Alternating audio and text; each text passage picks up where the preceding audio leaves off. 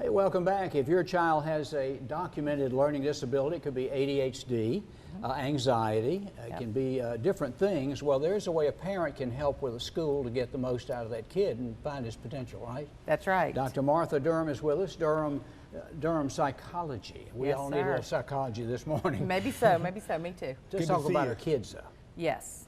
Good to see you. Let's talk about this. So there are obviously lots of documented things when it comes to someone with a disability. Right. It can be something Or a different ability. Or different ability. That's a good way. Special. That's a good way of putting it, because everyone has their different things that That's are right. difficult for them. That's right. What are the ones you see and the stress that comes with that with a parent trying to figure out what the best way in school to handle that? Sure. I mean, the ones that everyone thinks about are ADD or ADHD, sometimes ASD, which is autistic spectrum disorder.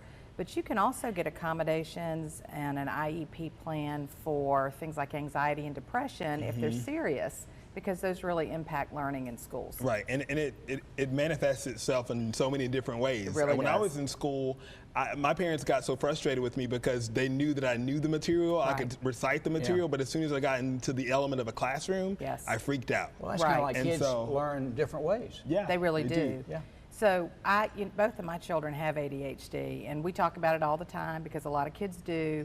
And I had the benefit of a wonderful psychiatrist in town named Jeff Stevens, who explained some things to me that really helped me, even though I'm a psychologist, understand it better. If a child has something going on and they know the material but they can't show that they know it, or they're smart enough and they can't do it, they'll get frustrated. Teachers get frustrated. And then sometimes that kid gets kind of labeled as a bad kid. Yeah. And young children sometimes will take the label and become that. And so the way that I try to explain to parents is you don't want to set your kid up for that. You want to change the trajectory for them. And so if you help them through medication or through counseling and get these accommodations in school, you'll see such a different child. And teachers, with my own boys, my sons are AB students now, and they don't have any behavior problems because we manage their ADHD. But you've gone to the school and you're working together for those kids' special needs. Yes. I can remember one of ours, he could solve the math problem but couldn't tell you how to do it. Right. But gotta that show was your held, work. that You was held have against to him. show your That's work. just not right. I agree. And so some things that are really important, schools are very overwhelmed. They have limited resources. Yeah. And so one thing parents have to do is put everything in writing to schools. You know, people have good intentions, and if you ask and they tell you verbally, there's no legal requirement to do what you're asking for. So parents should put in writing, I have this, my child has this documented disability or different ability, and we need to do these things. They'll call a meeting, and teachers will sit together with you, with a counselor, and decide what accommodations work for your child. And sometimes it's important for parents to observe their kids, because sometimes Absolutely. it's some of the times the things that come out of that, you're like, oh wait, that's what your problem is. Like you're in school and you're doing this. Because my parents figured out that they just had to, when I was practicing for a test or to take a test, studying for a test, they had to put me in the actual scenario of what it would be like to take a test. That's exactly like me. Yeah. I have ADHD. Mine was untreated and unmedicated, so I learned how to deal with it.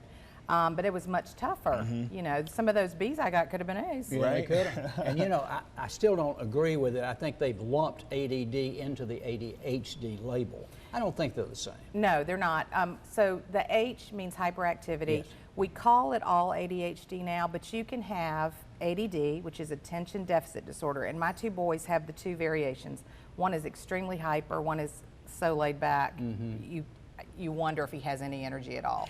But they both have attention deficit problems. I'll tell you some cool accommodations you can get. Schools will get creative. My hyperactive son gets to take PE all year long in middle school, and most kids don't, and that burns off some of that energy, so he behaves better in school. Makes sense. Yeah. So make sure you have everything in writing. Make sure you're observing your kid, making sure that you're making sure you go in and do that IEP. There's no shame in that. Or a 504. They're two different things. I put them on my Facebook page, and I tagged you guys so everybody can go in and read those articles.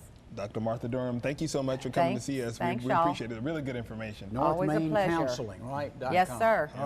All right, coming up next on Your Carolina, if you're in the market for some new furniture, there's no better time to buy than right now. With savings up to 60%, we're going to take you inside Furniture Marketplace when we come back.